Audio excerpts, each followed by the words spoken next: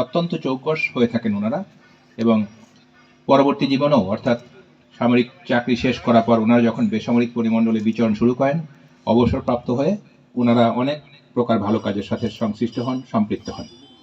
হঠাৎ করে উনি আমাকে বললেন যে উনি কিছু বলবেন। তো আমি এক অর্থে এভাবে প্রস্তুত ছিলাম না।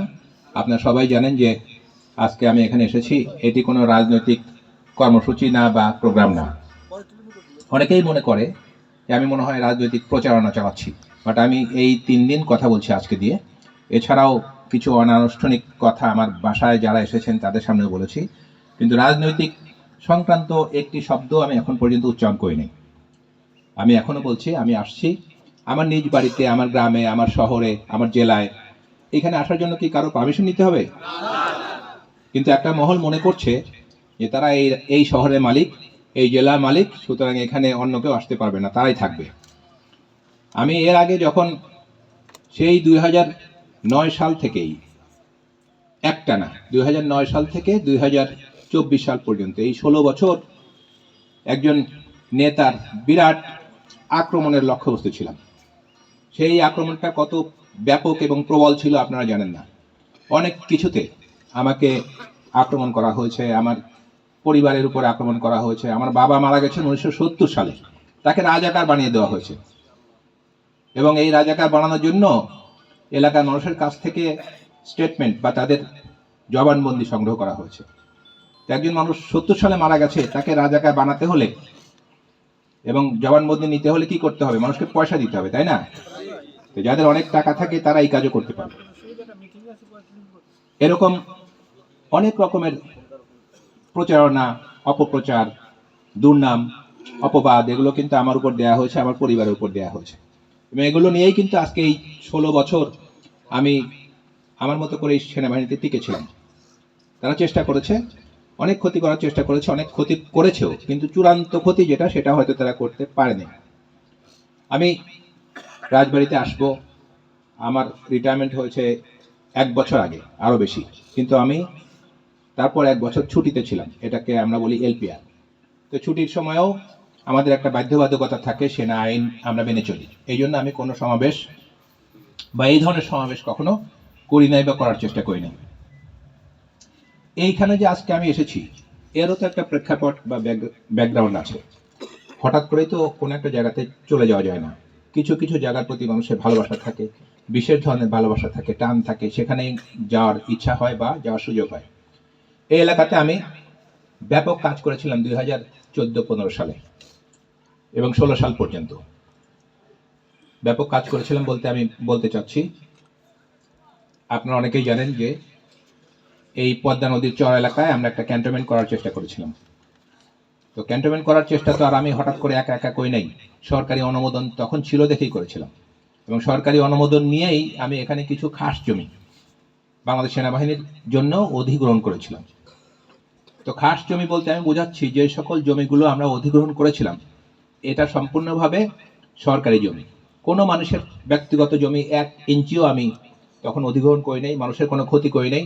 এমনকি এখানে যখন আমরা সামরিক মহড়া পরিচালনা করেছি, তখন কোনো মানুষের ক্ষতি যা হয়েছে বা যত ক্ষতি হয়েছে তার থেকে 1 পয়সাও কম আমি কোনো মানুষকে দিইনি, বরঞ্চ যা ক্ষতি হয়েছিল তার থেকে বেশি টাকা আমরা মানুষকে দিয়েছি। এখানে উপস্থিত অনেক চাষি, কৃষক অথবা অন্য যারা ওই সময় প্রত্যক্ষদর্শী যারা দেখেছেন, তারা বলতে পারবেন যে আমি কোনো মানুষের কোনো ক্ষতি করিনি, বরঞ্চ আমরা এখানে ক্যান্টনমেন্ট করতে আসার প্রেক্ষিতে অনেক রকমের উপকার মানুষের হয়েছে। কেমন উপকার হয়েছে?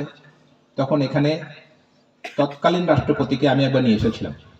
আমি তো অন্য জায়গাতেও নিতে পারতাম, এখানে নিয়ে এসেছি ইচ্ছে করেই, কারণ কোনো জায়গাতে যখন কোনো ভিভিআইপি আসেন, তখন ওই এলাকাটার এমনিতেই একটু উন্নতি হয়ে যায়। তো আমি তখন তৎকালীন রাষ্ট্রপতিকে, এখানে আসার উদ্দেশ্য ছিল যে ওনার আগমন উপলক্ষে এলাকায় একটু উন্নয়ন হবে। ওনার আসার পূর্ব পর্যন্ত, অথবা আমরা এখানে সামরিক মহড়া করার পূর্ব পর্যন্ত জায়গাটা ছিল খুবই ব্যাকওয়ার্ড, রাস্তাঘাট ছিল না।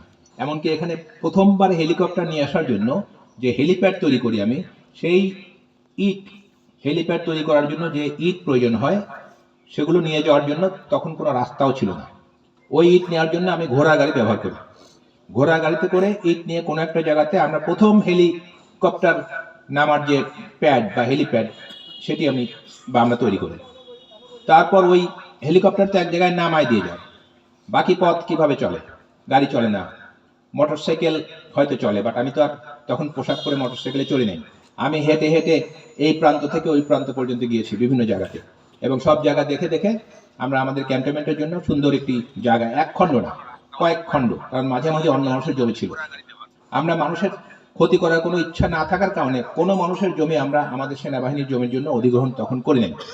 আমার একটা পরিকল্পনা ছিল যে মাঝে মাঝে যাদের জমি আছে সেই জমিগুলো যদি আমরা মাঝে মাঝে যে জমি ছিল সেগুলো পরবর্তীতে আওয়াজ করে আমরা বিভিন্ন বিচ্ছিন্ন যে ভাব ছিল জমিগুলোর মধ্যে সেগুলো আমরা জোড়া লাগাতে পারতাম।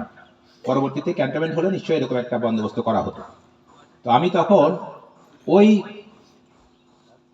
সামরিক মহড়া যেটি আমরা 2016 সালের 7ই জানুয়ারি পরিচালনা করেছিলাম, আমার এখনো মনে আছে 2016 সালের 7ই জানুয়ারি, ওই মহড়া উপলক্ষে তার 2 মাস আগে থেকে প্রস্তুতি শুরু করা হয়, এবং সেই প্রস্তুতির অংশ হিসেবে আমরা প্রায় 20 কিলোমিটার রাস্তা করেছিলাম, এখানে ইটের রাস্তা। আপনারা যারা এই এলাকার মানুষ তারা জানেন, প্রায় 20 কিলোমিটার রাস্তা তৈরি করা হয়েছিল। যদি তৎকালীন সময় ওই সামরিক মহড়া না হতো তাহলে ওইরকম 20 কিলোমিটার রাস্তা তৈরি হতে এখন যে অবস্থা দেখছি হয়তো আরো 20 বছর লাগতো। ওই সময়ে আমরা ওই 20 কিলোমিটার রাস্তার পাশাপাশি 20 কিলোমিটার বৈদ্যুতিক লাইনও তৈরি করেছিলাম, অর্থাৎ মহড়া স্থল পর্যন্ত বিদ্যুৎ নেওয়ার জন্য এই যেখান থেকে বিদ্যুৎ নিতে হয় সেখান থেকে নদীর পার পর্যন্ত প্রায় 20 কিলোমিটার জায়গায় বিদ্যুতের তার টানানো হয়েছিল। আমি নিশ্চিত এখন যারা আপনারা বিদ্যুৎ পাচ্ছেন অথবা এই প্রত্যন্ত এলাকার যারা বিদ্যুৎ সুবিধা পাচ্ছেন তারা এই কারণেই বিদ্যুৎ সুবিধা পাচ্ছেন, তখন এগুলো না হলে এই বিদ্যুৎ সুবিধা আপনারা পেতেন না। এখন আমি এখানে ক্যান্টনমেন্টটা করতে চাইলাম, কিন্তু একটা মহল বা একটা পক্ষ এই কাজটাকে পছন্দ করলো না। ক্যান্টনমেন্ট কোনো এলাকাতে হলে সব মানুষেরই খুশি হওয়ার কথা, সব কিছু রেডি করে দিলাম, ক্যান্টনমেন্টের জন্য প্রয়োজনীয় জায়গা এটা অধিগ্রহণ করলাম, আমি নিজে সেইটার অধিগ্রহণ অনুষ্ঠানে উপস্থিত ছিলাম, আমি গ্রহণকারী ছিলাম। রাজবাড়ী জেলার জেলা প্রশাসক, তৎকালীন জেলা প্রশাসক রফিকুল ইসলাম সাহেব, উনি ছিলেন সরকারের পক্ষ থেকে দাতা, এবং আমরা একটা নামমাত্র মূল্যে সেই জমি তার কাছ থেকে সেনাবাহিনীর পক্ষে গ্রহণ করি। তো ক্যান্টনমেন্টের তো কাজ শুরু হওয়ার কথা, স্বাভাবিকভাবেই শুরু হচ্ছিল।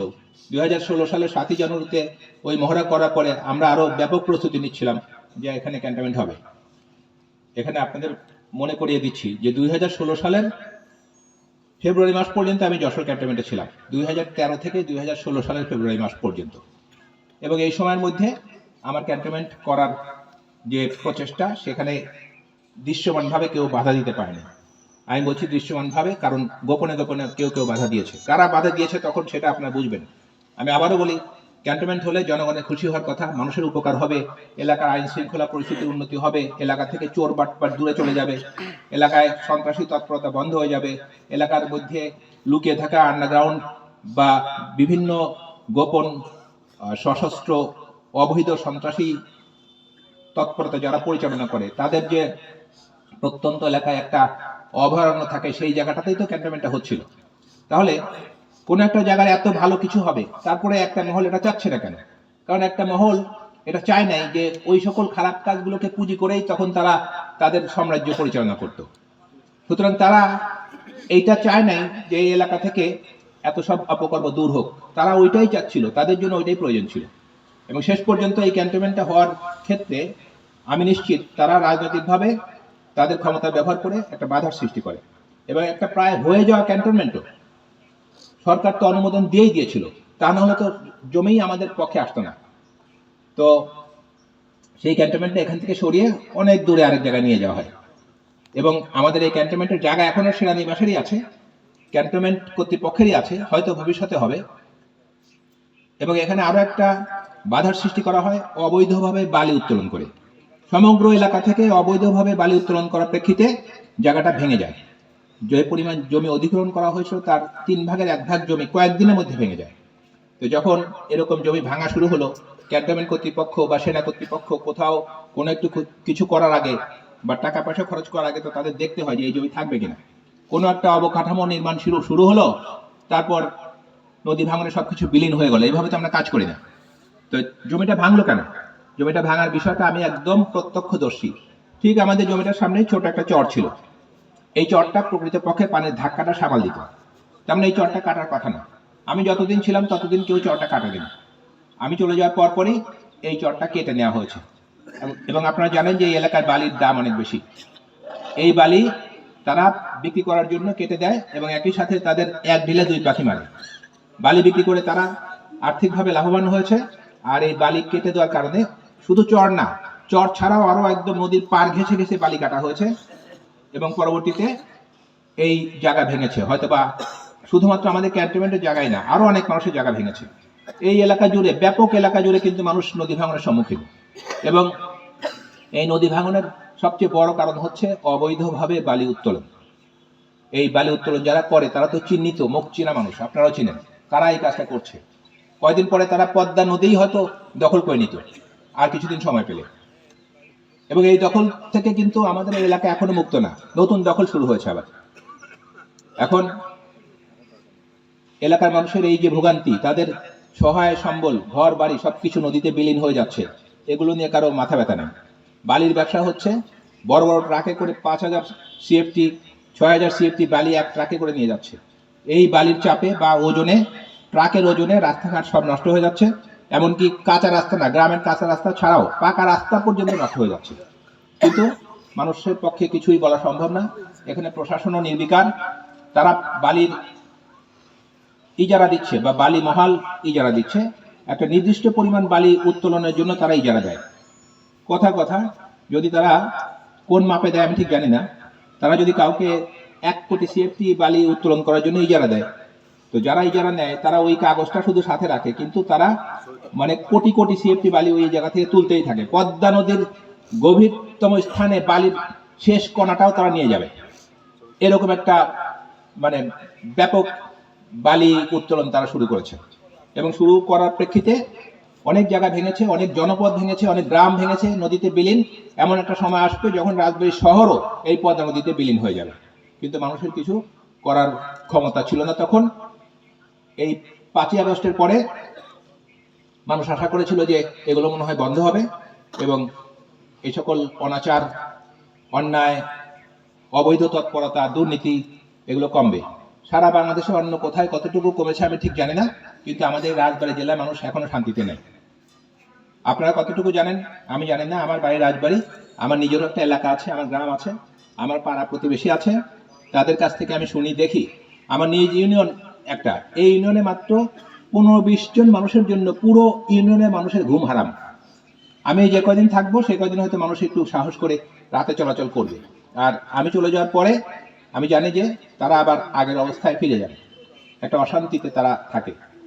কিন্তু আমি আমার এলাকার মানুষকে বলেছি যে আমি আসা শুরু করেছি, আমি ফিরে যাচ্ছি না, আমি ঘন ঘনই আসবো এবং আমি মানুষের পাশে থাকবো। আমি রাজনৈতিক বক্তব্য দিচ্ছি না, প্রথমে বলেছি। আমার আগেও আমি আরো 2বার 2টা জায়গাতে এরকম ছোটখাটো সমাবেশে কথা বলেছি। তো বলার শুরুতেই আমি বলে নিই যে আমি কোনো রাজনৈতিক ব্যক্তিত্ব না। একজন সকালবেলা আমাকে একটা টেক্সট করেছে, সেখানে বলেছে লিডার। আমি বলেছি আমি লিডার না, আমাকে এইভাবে সম্বোধন করার দরকার নেই। এবং রাজনীতি আমি কখনো করব কি করব না এই সিদ্ধান্ত আমি এখনো নিই নাই।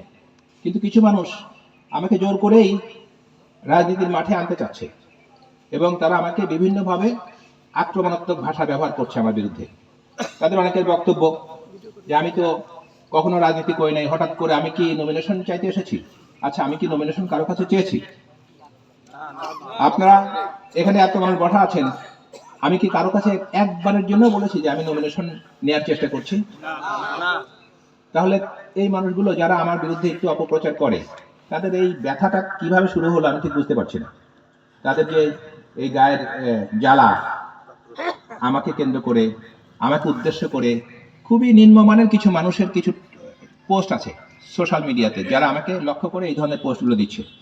তা আমি তাদেরকে আবার বলতে চাই, মানে আমি একটা ভদ্রতার মাপকাঠি মেনে চলি। আমি তাদের মতো অভদ্র ভাষায় তাদের SMS এর উত্তর বা তাদের পোস্টের উত্তর দিচ্ছি না। আর আমি ব্যক্তিগতভাবে এগুলোতে উত্তর দিই না। আমার পক্ষে 2-1 মানুষ যারা একটু রাগান্বিত হয় আমাকে বলে কি আমরা কি লিখবো, অথবা আমরা কি এর প্রতিবাদ করব, আমরা কি ওকে কিছু বলবো? আমি বলি কিছুই বলার দরকার নেই, ও একাই বলে যায়। কারণ এদের সাথে অযথা তর্ক, এক্সচেঞ্জ, বাক্য বিনিময় এগুলো করে আরো নিজের সময় নষ্ট। আমার রাজবাড়ির মানুষের সাথে যে আমার আত্মিক সম্পর্ক, এই সম্পর্কটা তো গত 30-35 বছরে। হঠাৎ করে এমন না যে আমি আজকে এক ফুল মুন বা একটা মানে চাঁদনি রাতে এখানে রাজবাড়ী শহরে বা রাজবাড়ির মানুষের কাছে আসছি। আমি অনেক সময়, অনেক বছর রাজবাড়ির মানুষের সাথে সময় কাটাচ্ছি, তাদেরকে সময় দিয়েছি। এই এলাকার ভিতরে আপনারা এই চর আফরা থেকে শাহমিরপুর থেকে শুরু করে সামনের দিকে আরো আসতে উপর দিকে যাবেন, ভবানীপুর, চর ভবানীপুর, খানগঞ্জ, রাজবাড়ী পর্যন্ত এই সমগ্র এলাকায় আমার বিচরণ ছিল। আমি আসতে পারি নাই যখন, তখন আমি তাদের জন্য শীতের কাপড় পাঠিয়েছি।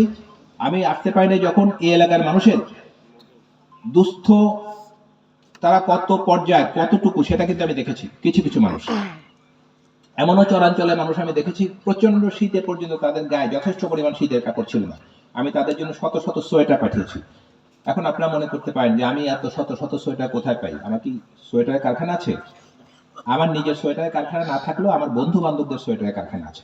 আমি তাদেরকে বলি যে আমার এলাকার মানুষের জন্য তুমি আমাকে কিছু সোয়েটার দাও। তো আমার কাজ কি, তারা আমাকে অনেক সময় একদম বিনা পয়সায় দিয়ে দেয়। আমার কাজ শুধু নিজের ট্রাক ভাড়া করে এটা আনা। কিছু কিছু ক্ষেত্রে আমার শুধু ট্রাকের ভাড়া দেওয়া লাগে।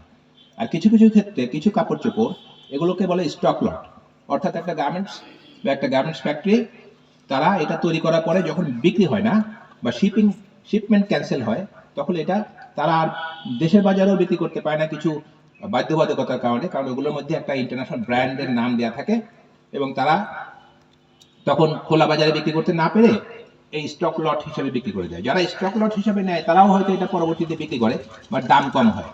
তা আমি এরকম হয়তো 500, 700, 1000 সোয়েটার বা অন্যান্য কাপড় চোপড় একসাথে কিনে নিয়ে আসছি, সবগুলোর দাম একসাথে 1 লাখ টাকা দিলেই হয়ে যাচ্ছে, অনেক কম মূল্য।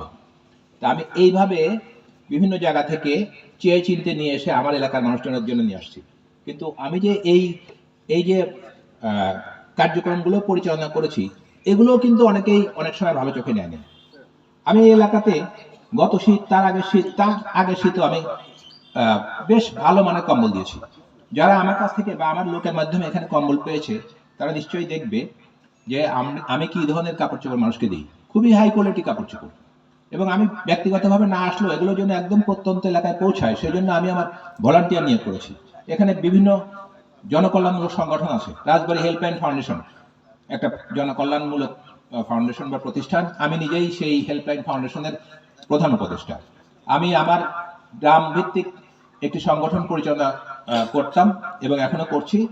আমার গ্রাম থেকেই যার যাত্রা শুরু, প্রান্তিক জনকল্যাণ সংস্থা। এই প্রান্তিক জনকল্যাণ সংস্থার আমি প্রধান উপদেষ্টা এবং প্রতিষ্ঠাতা। এককভাবে প্রতিষ্ঠাতা না, প্রতিষ্ঠাতাদের মধ্যে একজন।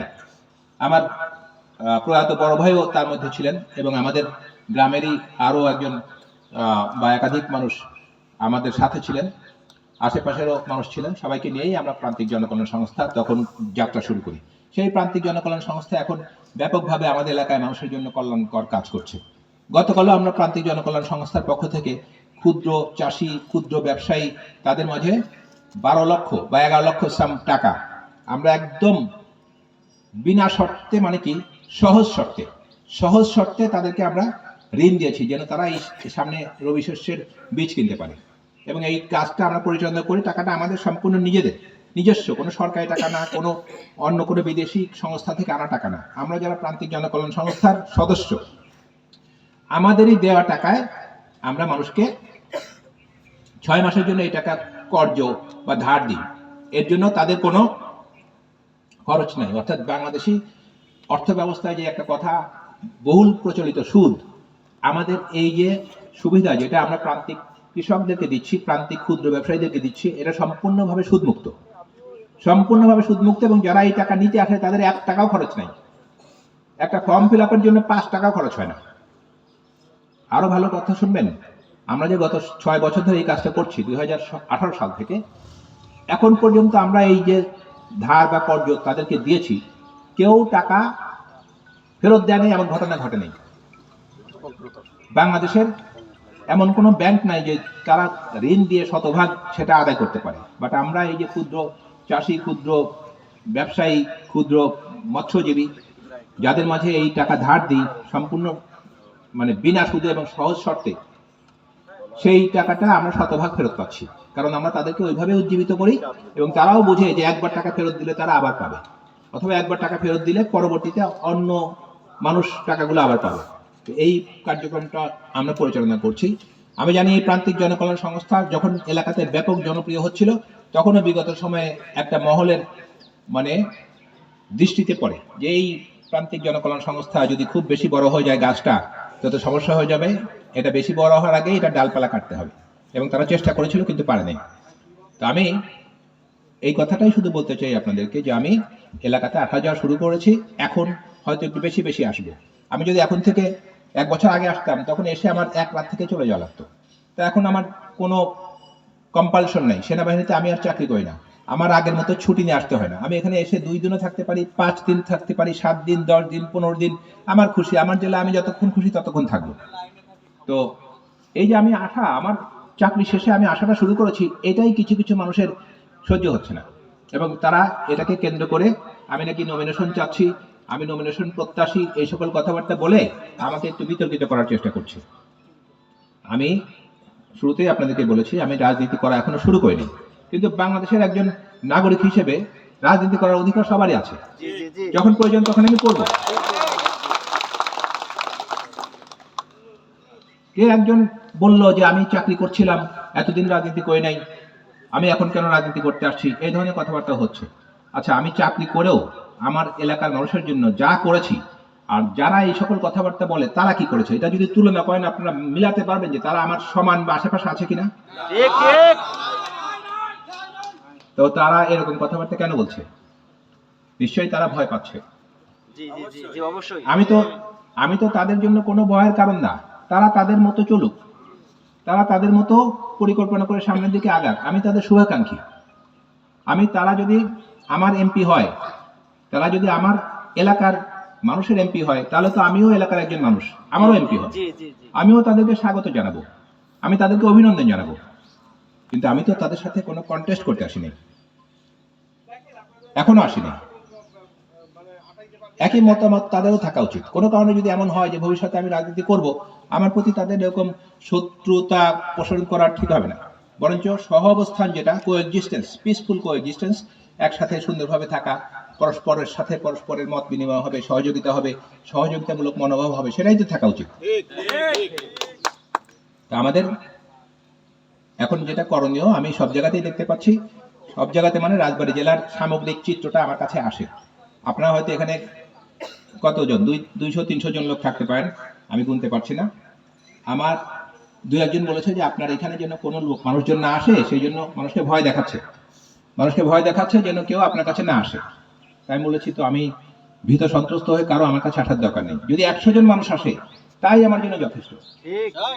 আমি 100 জন মানুষের কাছে যা বলছি, এই 100 জন মানুষ থেকে 1000, 1000 থেকে 10,000, 10,000 থেকে 1 লক্ষ মানুষের কাছে আমার মেসেজ পৌঁছে যাবে।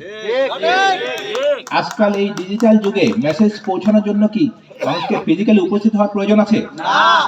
আমি যদি একটা মেসেজ এখন লিখে পোস্ট করি, আমি দেখেছি তো 24 ঘন্টা এটা ভিউ হয় 10,000। তো আমি, যারা মনে করে যে আমার কাছে লোক আসতে দেবে না, লোক আটকে রাখবে, তারা কি আমার মেসেজ আটকাতে পারবে? তাহলে তো তাদের বাতাসে জাল দিতে হবে যাতে এটা চারদিকে না যায়। তো তারা একটা ব্যর্থ চেষ্টা করছে এবং এগুলো বলে মানুষকে অকারণে ভয় দেখাচ্ছে।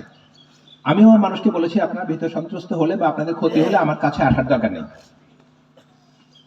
আমাদের এই ক্যান্টনমেন্ট এলাকা নিয়ে যে সকল কথাবার্তা আগে হয়েছে, আমি কিছু এইমাত্র বললাম, যদি ক্যান্টনমেন্ট হওয়ার প্রক্রিয়ায় বাধা সৃষ্টি করা না হতো, তাহলে আমি স্থির নিশ্চিত যে এই জায়গাটাতেই আমাদের ভালো কিছু হতো। তবে আমি আপনাদের জন্য একটা ভালো আশার খবর শুনাই, এই এলাকার মানুষের জন্য, যেখানে ক্যান্টনমেন্ট করার চেষ্টা করা হয়েছিল, নদী ভেঙে যাওয়ার পরও এখানে কিছু জমি এখনো আছে অবশিষ্ট, এগুলো হয়তো একত্রিত করে এপার ওপার করেই ভবিষ্যতে এখানে ভালো কিছু একটা হবে। এবং আমি এখনো সেনা কর্তৃপক্ষের সাথে যখন কথা বলি, তখন আমার এই দাবিটা তাদের কাছে আছে যে এই জমি যখন আমি অধিগ্রহণ করেছিলাম, তখন এলাকার মানুষ আমাকে সহযোগিতা করেছিল, সর্বাত্মক সহযোগিতা। জমি অধিগ্রহণ করতে গিয়ে এমন সহযোগিতার দৃষ্টান্ত বিরল। আমার এলাকার মানুষ আমাকে যে সহযোগিতা করেছে এবং আমি তাদের কাছে কৃতজ্ঞ। সুতরাং ভবিষ্যতে এই জায়গাকে কেন্দ্র করে যাই হোক না কেন, আমার এলাকার লোকজন বেনিফিট পাক, সেটাই আমি চাই। এখানে যদি কলকারখানা হয়, তাহলে তাদের এমপ্লয়মেন্টের সুযোগ হবে, তাদের জন্য কর্মসংস্থান হবে। এখানে যদি কথার কথা যদি একটা বড় ধরনের সোলার পাওয়ার প্রজেক্ট হয়, এলাকার মানুষ এখানে চাকরি পাবে। এখানে যদি একটা মিলিটারি ফার্ম বা বড় খামার হয়, সেখানেও এলাকার মানুষ কাজ পাবে, তাদের